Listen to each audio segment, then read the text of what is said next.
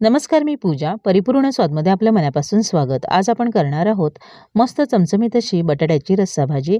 विशेष म्हणजे आज आपण ही रस्सा भाजी हिरवं वाटण घालून करणार आहोत. म्हणजे अगदी आयत्या वेळी तुम्ही ही बटाट्याची रस्सा भाजी करू शकता. सकाळच्या घाईत फक्त 20-25 मिनिटांमध्ये तुम्ही ही चमचमीत रस्सा भाजी करू शकता. चिकन मटण देखील विसराल इतकी ही बटाट्याची रस्सा भाजी चवीला अप्रतिम होते. आपल्या चॅनलवर अशाच वेगवेगळ्या प्रकारच्या भाज्यांच्या रेसिपीज उपलब्ध आहेत. त्या लिंक मी डिस्क्रिप्शन बॉक्समध्ये देत आहे.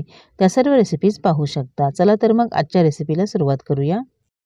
बटाट्याची रस्सा भाजी करण्यासाठी इथं मी बटाटे असे उभे चिरून घेतलेले आहेत.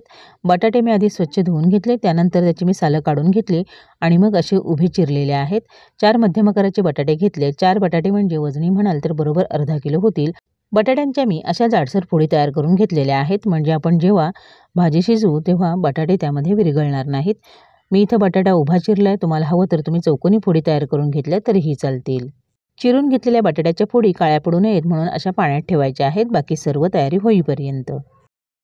यानंतर आपण भाजीसाठी लागणारं वाटण तयार करूया. त्यासाठी इथं मी मिक्सरच्या भांड्यामध्ये ओलं खोबरं घेतलेलं आहे. मी खोबऱ्याच्या अशा शिडी तयार करून घेतल्यात. मध्यम आकाराचा नारळ फोडून त्यातला अर्धा नारळ मी अशा पद्धतीने त्याच्या फोडी करून घेतलेल्या आहेत. आता मी खोबऱ्याच्या अशा फोडी घेतल्यात. तुम्हाला हवं तर तुम्ही खोबरं खोवून घेतलं तरीही चालेल. या भाजीसाठी खोबरं घेताना आपण ताजा नारळ फोडूनच घ्यायचा आहे, तरच आपली भाजी चवीला छान होते. 8 ते 10 मोठ्या आकाराच्या लसूण पाकळ्या घालायच्या आणि यानंतर 1 इंच आल्याचे तुकडे घालायचे.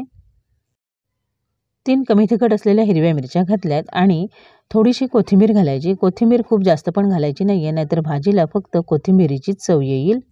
आता आपण यामध्ये अगदी थोडंसं पाणी घालून याचं बारीक वाटण तयार करून घेणार आहोत. खूप जास्त पाणी घालायचं नाही आहे. गरजेनुसार लागेल तेवढंच पाणी घालून घट्टसर बारीक वाटण वाटून घ्यायचं आहे. बघा आपलं हिरवं वाटण तयार आहे. 2 ते 3 चमचे पाणी घालून मी असं बारीक वाटण वाटून घेतलं आहे.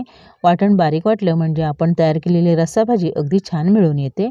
आता आपण पुढची तयारी करूया.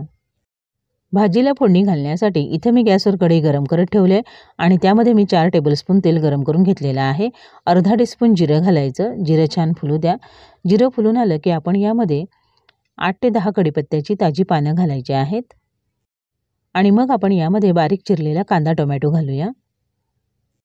इथं मी 1 मोठा कांदा आणि 1 मध्यम आकाराचा टोमॅटो चॉपरमधून असा बारीक चॉप करून घेतलेला आहे. गॅसची फ्लेम मिडियम करून कांदा टोमॅटो आपल्याला छान मऊ होईपर्यंत परतून घ्यायचा आहे.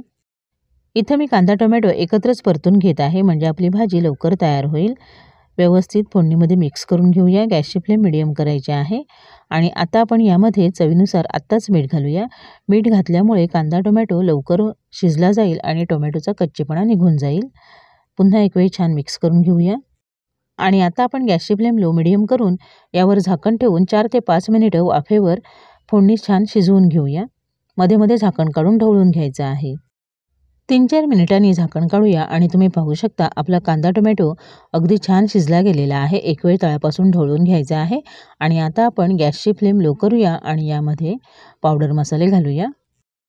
आपण यामध्ये घालणार आहोत परिपूर्ण स्वादची स्पेशल सेलम हळद. रंगाला आणि चवीला देखील अप्रतिम आहे. तुम्हाला ऑर्डर करायची असेल तर दिलेल्या नंबरवर मेसेज करा. बघा इथं आपण पाव टीस्पून परिपूर्ण स्वादची सेलम हळद घातलेली आहे आणि यानंतर आपण यामध्ये घालणार आहोत परिपूर्ण स्वादचा स्पेशल कोकणी मसाला.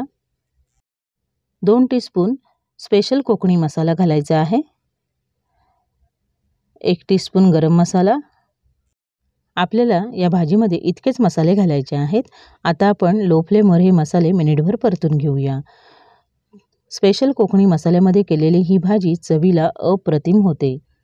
उत्तम प्रतीच्या निवडक मिरच्या व 24 प्रकारचे गरम मसाले योग्य प्रमाणात भाजून आम्ही हा मसाला डंकावर कुटलेला आहे. मसाला अगदी घरगुती पद्धतीने तयार केलेला आहे.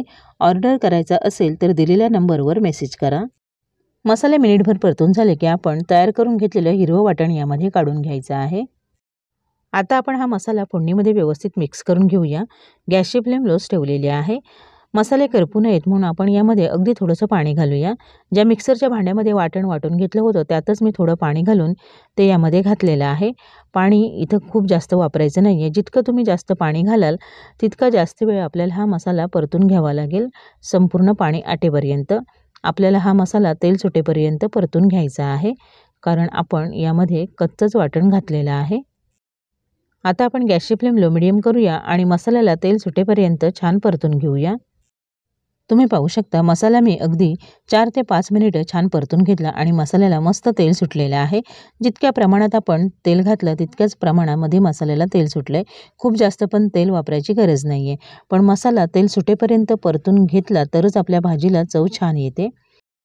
आता आपण यामध्ये गरम पाणी घालूया। पाणी गरमच घालायचं म्हणजे मग आपली भाजी छान मिळून येते। वाटण आणि पाणी वेगवेगळं होत नाही। गरजेनुसार पाणी घालायचं, अर्थात रस्सा जसा तुम्हाला घट्ट किंवा सैलसर हवा असेल त्यानुसार।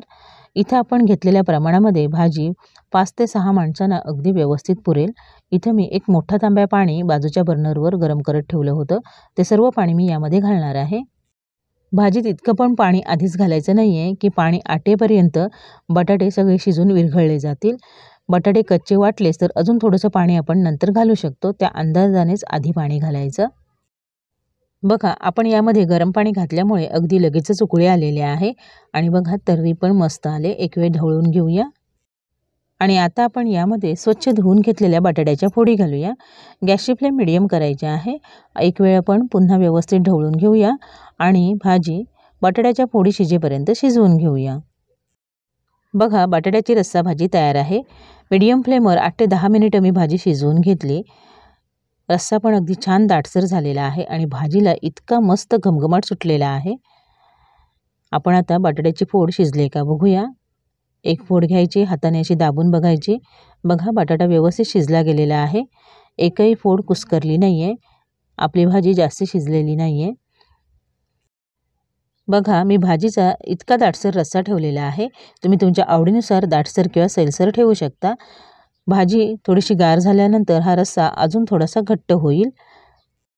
भाजीचा रस्सा थोडासा सैलसर ठेवला म्हणजे तो आपल्याला भातासोबत देखील खाता येतो।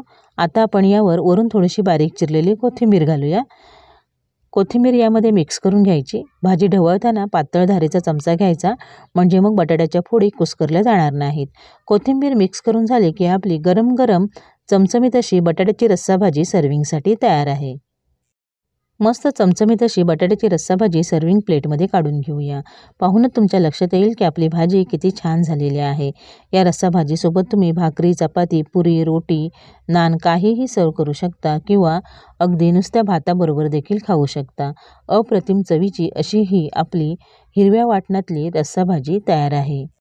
एखाद्या वेळेस जर घरात भाजकं वाटण तयार नसेल आणि तुम्हाला झटपट रस्सा भाजी करायची असेल तर तुम्ही अशा पद्धतीने करू शकता। अचानक पाहुणे आले अशा वेळी देखील ही चमचमीत रस्सा भाजी अगदी झटपट करू शकता। रेसिपी आवडली तर तुमच्या प्रतिक्रिया मला कमेंट बॉक्समध्ये अवश्य कळवा। माझ्या अशाच नवनवीन रेसिपीजसाठी परिपूर्ण स्वादला सबस्क्राईब करा। व्हिडिओ आवडला तर नक्की लाईक करा आणि तुमच्या मित्रमैत्रिणींसोबत शेअर करा। पुन्हा भेटूया अशाच एका नवीन रेसिपीसोबत। पूर्ण व्हिडिओ पाहिल्याबद्दल धन्यवाद।